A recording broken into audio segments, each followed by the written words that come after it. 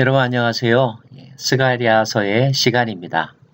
오늘은 스가랴서 3장 말씀을 함께 배워보도록 하겠습니다.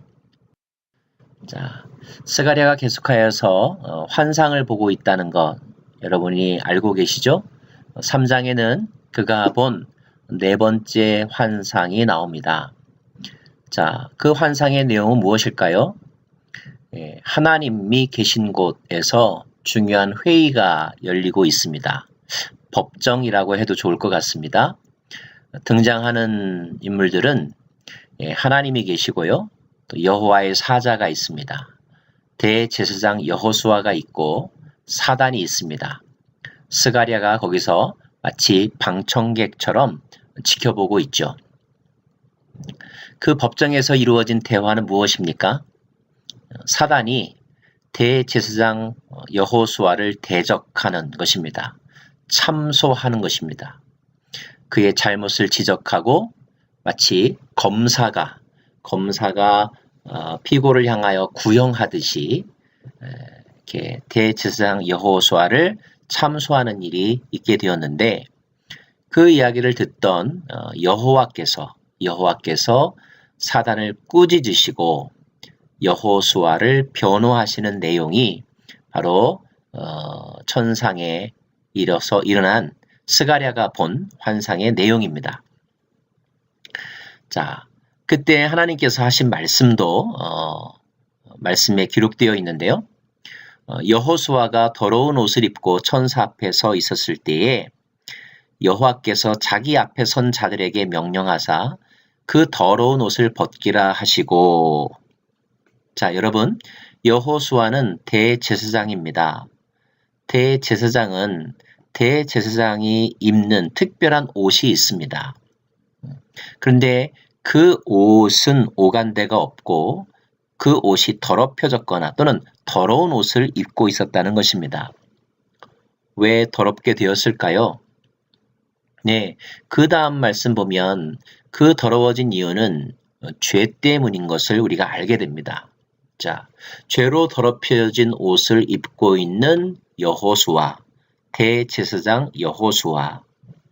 왜 그는 그러한 옷을 입고 있는 것일까요? 자, 하나님께서 그 더러운 옷을 벗기라고 하시고 또 여호수아에게 이르시되 내가 너의 죄악을 제거하여 버렸으니 내게 아름다운 옷을 입히리라 하시기로 대신에 아름다운 옷을 입히시라. 새 옷을 입히라고 말씀하십니다. 대제사장이 옷이 더러워진 이유는 두 가지로 볼 수가 있습니다.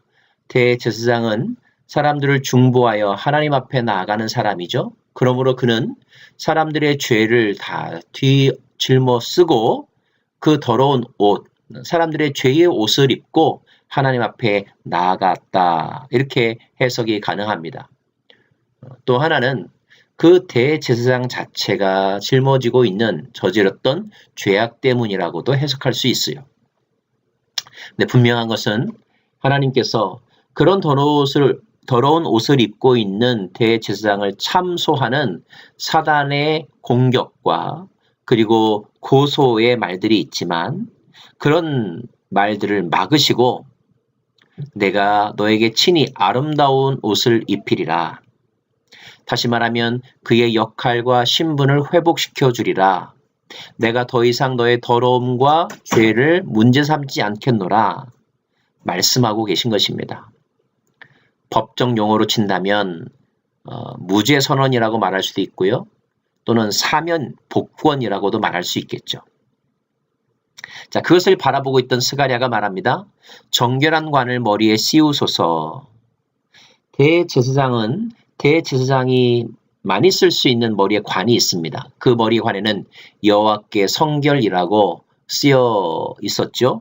자, 그런 정결한 관을 다시 그의 머리에 씌워달라고 스가랴가 간청했을 때 하나님이 이것을 허락하셨고 대제사장의 옷을 그리고 그의 머리에 관을 새롭게 단장하셨다는 것입니다. 이것은 곧 제사장의 역할과 권위와 그리고 그의 신분을 회복시켜 주셔야겠다는 의미이죠. 계속하여서 여호와의 천사가 여호수아에게 말합니다. 만군의 여호와의 말씀에 내가 만일 내 도를 행하며 내 규례를 지키면 내가 내 집을 다스릴 것이요 내 뜰을 지킬 것이며 내 집은 무엇이고 내 뜰은 무엇입니까? 바로 하나님이 거하시는 처소, 성전을 의미하는 거죠. 이제까지 성전이 없었는데 성전은 다시 세워질 것이고 그 성전에서 너는 대제사장에게 부여되는 그 고유한 역할을 행할 수 있게 될 것이라. 또 여기 모여있는 모든 사람들 가운데 왕래하게 될 것이라. 어떻게 하면요? 내가 나의 도를 행하며 나의 규례를 지킨다면 그렇게 하겠다는 말씀입니다. 제사장이 제사장의 역할을 하지 못하고 제사장이 하나님의 말씀을 따르지 아니하고 세상의 가치관이나 문화나 아니면 인간의 욕심에 따라서 살아간다면 그 제사장은 제사장으로서의 권위와 그리고 능력과 지위와 신분을 잃게 될 것입니다. 그러나 그가 다시 말씀으로 돌아온다면 그리고 그 말씀을 순종한다면 다시 너에게 기회를 주겠다. 사역할 수 있는 기회를 주겠다.